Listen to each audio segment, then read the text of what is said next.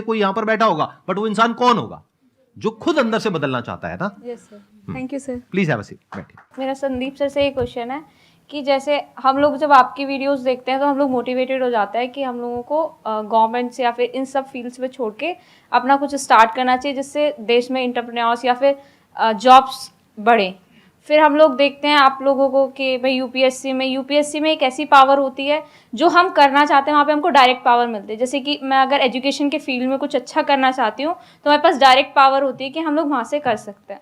तो मैं ऐसा, मेरे पास ये क्वेश्चन फिर मतलब दोनों में कॉन्ट्राडिक्शन चलता रहता है। ना कॉन्ट्रडिक्शन नहीं चल रहा है ये इसे कॉन्ट्रडिक्शन नहीं कहते, इसे कंफ्यूजन कहते हैं। मतलब एक गोल होता है ना, या फिर एक मतलब हमारे पास एक टारगेट होता है कि हम ये काम करने के लिए यूपीएससी में जा रहे हैं।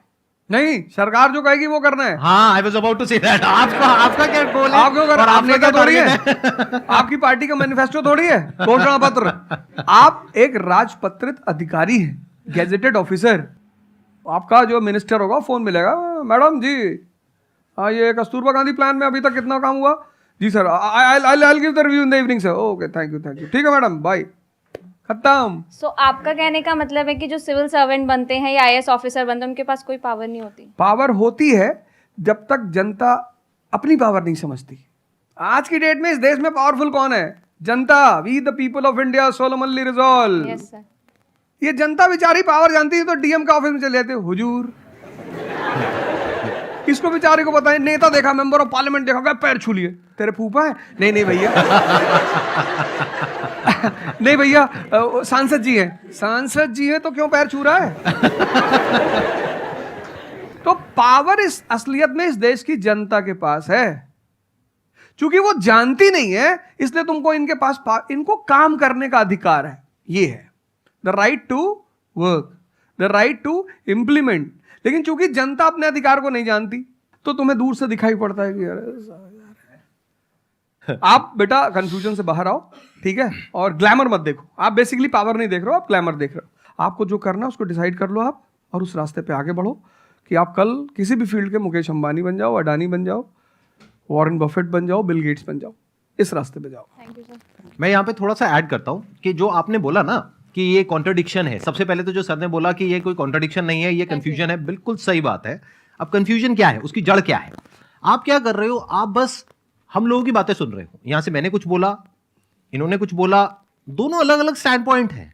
मतलब इस दुनिया में आर्ट्स भी है, साइंस भी है, कॉमर्स भी है। अब आप कहोगे अब तीनों में कॉन्ट्रडिक्शन है। अरे कॉन्ट्रडिक्शन नहीं है, अलग अलग लोगों के लिए अलग अलग स्ट्रीम्स है। डिपेंड्स अपॉन कि आपकी प्रेफरेंस क्या है, आपकी प्रायोरिटीज क्या है। तो आपको तीन चीजें देखनी पड़ेंगी, एक अपना पास्ट, अपना प्रेजेंट और अपना फ्यूचर। कि पास्ट में आपने कैसा परफॉर्म किया है। अगर आप पढ़ाई में बहुत अच्छे रहे हो तो आपको क्लियर नजर आएगा कि अच्छा मुझे पढ़ाई से रिलेटेड कुछ करना है, तो वहां से रास्ता क्लियर हो जाता है। बट अगर आपके दिमाग में 24 घंटे बिजनेस आइडियाज घूमते रहते हैं, जहां भी जाते हो वहां पे गोलगप्पे खा रहे होते हो, आपके दिमाग में चल रहा होता है अबे इतने पैसे ले लिए, उसमें से इतने का गोलगप्पा, इतने का पानी है, पानी तो इतना फ्री होता है, मेरे से लिया 20 रुपए, ये तो 5 रुपए का काम है, तो 15 रुपए इसके पास में गए, कितने लोगों ने एक दिन में खा लिए, इतने पैसे कमा लिए, व्हाटएवर। अगर इस तरह का आपका माइंडसेट है तो वहां पे एंटरप्रेन्योरशिप, स्टार्टअप, इन सब चीजों का बेनिफिट है। तो हर रास्ता हर एक के लिए नहीं होता है। तो ये आपको कैसे समझ आएगा? अपने पास्ट को देख करके। दूसरा, अपने प्रेजेंट को देखो कि आपके पास में क्या रिसोर्सेज हैं। सोचने से क्या होता है, आपको ये भी तो देखना पड़ेगा आपके पास में क्या रिसोर्सेज हैं। उसके बेस पर आप सोच सकते हो ना। कल को आप कहो कि मैं एक टेलीकॉम कंपनी लॉन्च करूंगी जो कि जियो को कंपटीशन देगी, ठीक है, सोच लो। कुछ नहीं होगा। क्या है पीछे, बैकग्राउंड क्या है, आपके पास में क्या रिसोर्सेज है, how are you going to compete. तो आप फालतू में कुछ भी सोच रहे हो ना। तो यहां पे कॉन्ट्रडिक्शन क्या है, कंफ्यूजन क्या है? कुछ भी नहीं। तो जब आपके रिसोर्सेज ही आपको अलाउ नहीं कर रहे वो करने के लिए, तो सोच क्यों रहे हो? तीसरा, फ्यूचर में आप अपने लिए कैसी लाइफ चाहते हो? जैसे सर ने कहा कि पावर नहीं मिलती है वहां पे सर्व करना होता है। इस गलतफहमी से बाहर आ जाओ कि वहां पे पावर मिल जाएगी। पावर तो पूरी की पूरी एक हिरार्की है, जिस हिरार्की में टॉप पर पब्लिक बैठी है एक्चुअल में, वो हमें पता ही नहीं है।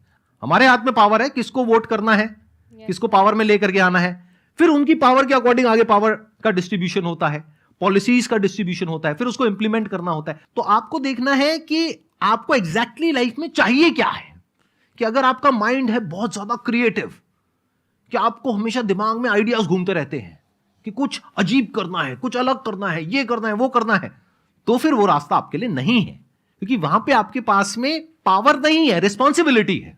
But once you go in the entrepreneurship space, वहां पे रिस्पॉन्सिबिलिटी नहीं है, वहां पे पावर है, क्रिएटिव।